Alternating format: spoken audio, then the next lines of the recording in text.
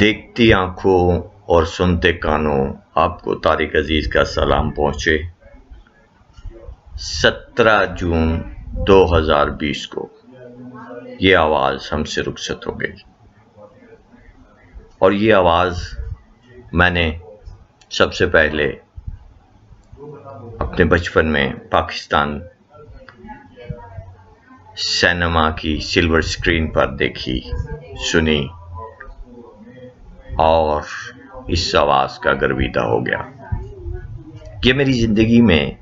عجیب اتفاق ہے، میں نے دنیا میں بلکہ پاکستان کے تمام بڑے لوگوں سے میں ملا ہوں، یہ مجھے شرف حاصل ہے۔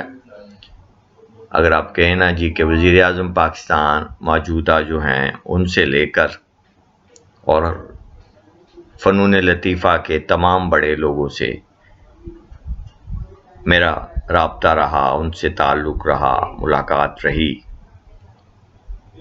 صرف اور صرف اگر نہیں میں مل سکا، جو کہ مجھے شاید یہ ساری عمر اس چیز کا دکھ رہے، وہ تھے طارق عزیز، جن سے کہ بہت زیادہ میں متاثر تھا، ان کی آواز سے، ان کی ادائیگی سے، ان کی شاعری جو کہ ان کو اشعار یاد ہوا کرتے تھے، اور پھر جس انداز میں وہ ادا کیا کرتے تھے، اور اپنے پروگرام کے دوران جب کوئی بچے بیت بازی میں کوئی لفظ، کوئی شعر کا ادائیگی غلط کرتے تھے تو وہ پھر اسے ٹھیک کیا کرتے تھے اور اس پہ ناراض بھی ہوا کرتے تھے۔ وہ بہت کمال کا انسان تھا، بے لوث انسان، جس نے کہ میں سمجھتا ہوں کہ غربت میں اپنی رب کی مدد کے ساتھ اپنی مدد کی اور محنت کی اور ترقی کی منازل طے کی۔ وہ شخص جو کہ ساہیوال سے آیا کرتا تھا ریڈیو پاکستان لاہور پروگرام کرنے، اور وہ خود کہتے ہیں کہ مجھے اس وقت اس پروگرام کا جو چیک ملتا تھا وہ شاید 10 روپے کا ہوا کرتا تھا، مگر شوق تھا کہ وہ 10 روپے شاید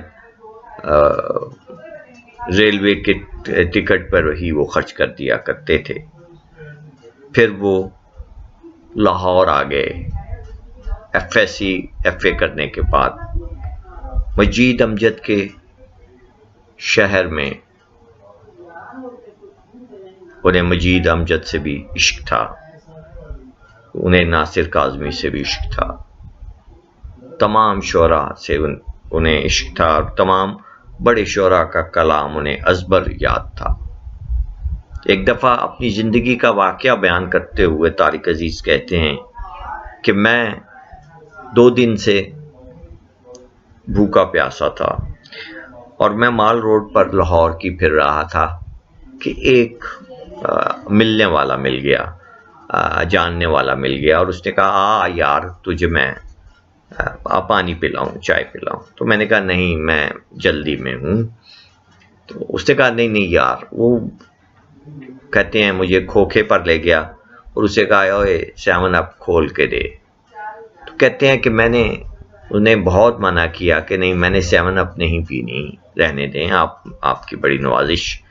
مگر انہوں نے بااصرار مجھے 7 اپ دی، میں نے پی، اور پینے کے بعد مجھے چکر آیا اور میں گر گیا۔ وہ صاحب پریشان ہو گئے اور انہوں نے کہا کھوکھے والے سے کہ ارے بھائی اس میں کیا دے دیا ڈال کے کہ یہ تو بندہ بے ہوش ہو گیا ہے۔ اس نے کہا صاحب آپ کے سامنے کھولی ہے، کچھ بھی نہیں ہے، مگر جب طارق عزیز کہتے ہیں کہ مجھے ہوش آیا تو انہوں نے پوچھا کہ بھائی کیا ہو گیا تمہیں، کیا 7 اپ تمہیں پسند نہیں آئی؟ تو طارق عزیز نے کہا کہ میں نے انہیں کہا کہ صاحب میں 2 دن سے خالی پیٹ تھا، اسی لیے آپ سے کہہ رہا تھا کہ میں نے 7 اپ نہیں پینی، جس کی وجہ سے مجھے یہ چکر آیا اور میں بے ہوش ہو گیا۔ طارق عزیز نے اپنا غربت کا وقت اپنے بہت خاص دوست ساغر صدیقی کے ساتھ گزارا اور کافی عرصہ یہ دونوں ایک ہی کمرے میں اکٹھے رہے، اور ان کے پاس ایک چارپائی ہوا کرتی تھی، اور یہ کہتے ہیں کہ ہمارا طریقہ یہ تھا کہ جو کمرے میں پہلے آئے گا وہ چارپائی پہ سوئے گا، اور جو بعد میں آئے گا وہ زمین پر سویا کرے گا، اور اسی چھوٹے سے کمرے میں جس میں کہ روشنی بھی بہت کم ہوا کرتی تھی، اسی جگہ پر ساغر صدیقی نے اپنی ایک بہت لازوال غزل لکھی کہ چراغ طور جلاؤ بڑا اندھیرا ہے، اور کمال کے آدمی تھے طارق عزیز، اور ان کے دوست احباب وہ اب ہم میں موجود نہیں ہیں، اور ہم لوگ وہ ہیں جو کہ میں ہمیشہ سے کہا کرتا ہوں کہ ہم پاکستانیوں کا یہ وتیرہ رہا ہے کہ ہم زندہ لوگوں کی عزت نہیں کرتے، زندہ لوگوں کو ہم ہمیشہ گالی دیتے ہیں، مگر جب وہ اس درہ فانی سے کوچ کر جائیں تو وہ پھر بہشتی ہو جاتے ہیں ہمارے لیے، وہ جنت میں چلے جاتے ہیں، ہمارے لیے جنتی ہو جاتے ہیں۔